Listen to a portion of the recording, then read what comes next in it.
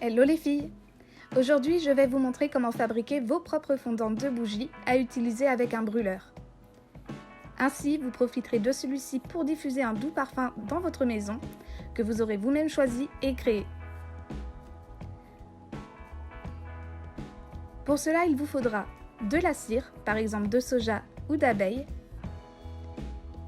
Si vous utilisez une cire d'abeille, je vous conseille de l'associer à de l'huile de coco afin d'améliorer la fonte. De l'huile essentielle ou bien une fragrance.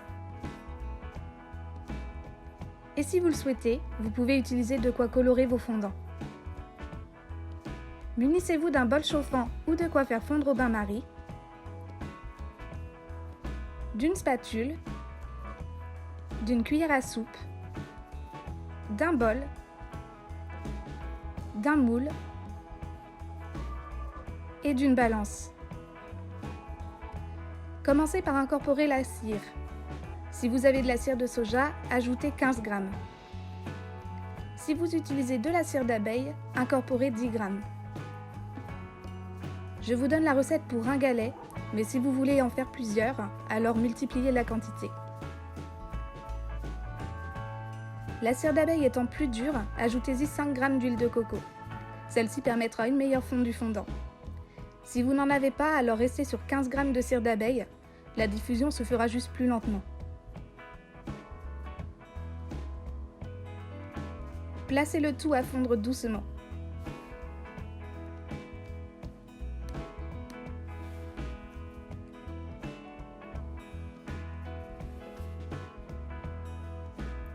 Concernant l'huile essentielle, avec ce type de cire, je vous conseille d'utiliser une huile essentielle dont le point éclair est supérieur à 65 degrés. Je vous donne la liste des huiles essentielles ainsi que des fragrances que vous pouvez utiliser sans risque en barre d'infos. Si votre point éclair est trop bas, l'huile essentielle pourrait se dégrader voire s'enflammer. Ce serait problématique, alors ne faisons pas n'importe quoi pour débuter et prenons celle au point élevé. De mon côté, j'ai choisi des huiles aux notes boisées et masculines. Pour la quantité, pareil, ça ne se décide pas au feeling. Il faut compter 6 à 9% du poids de votre préparation. Je vous évite le calcul, ici cela représente 23 à 37 gouttes. Vous pouvez bien sûr utiliser plusieurs huiles essentielles, du moment que celles-ci ont une moyenne de 65 degrés ou plus, et que la quantité ne dépasse pas 37 gouttes maximum.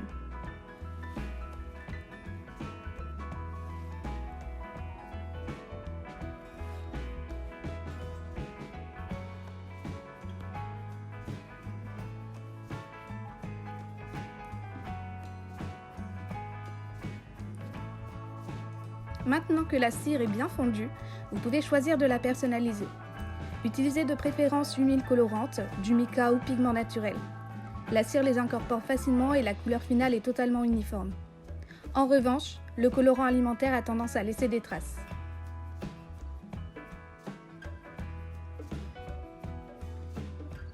Sinon, vous pouvez aussi ajouter des fleurs ou autres composants décoratifs. Mélangez le tout jusqu'à obtenir l'effet souhaité. Coupez du feu et vérifiez que la température est bien en dessous de 65 degrés avant d'y incorporer vos huiles essentielles. Moi je fais au feeling et laisse refroidir un peu, mais avec un thermomètre c'est quand même mieux.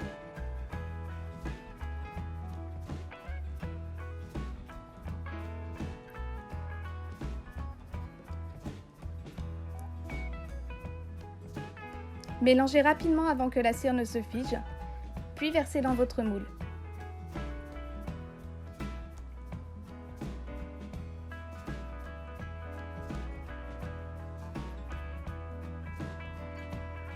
Laissez poser quelques heures à l'air libre ou quelques minutes au congélateur avant de le démouler.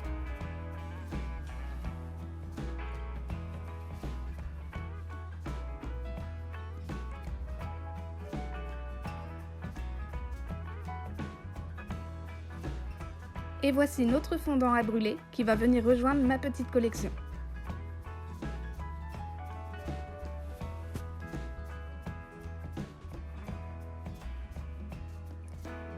Pour l'utiliser, il vous suffit de vous munir de votre brûleur, d'allumer une bougie à placer en dessous, ce qui va venir chauffer votre galet tout en douceur et donc diffuser son parfum dans votre pièce.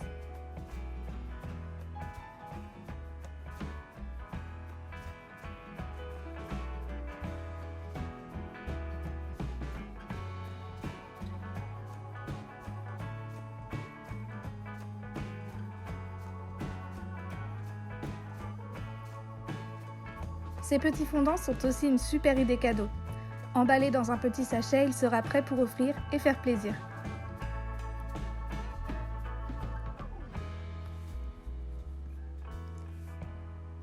J'espère que ces explications vous ont permis d'y voir plus clair. Maintenant, il n'y a plus qu'à. Alors, bonne préparation!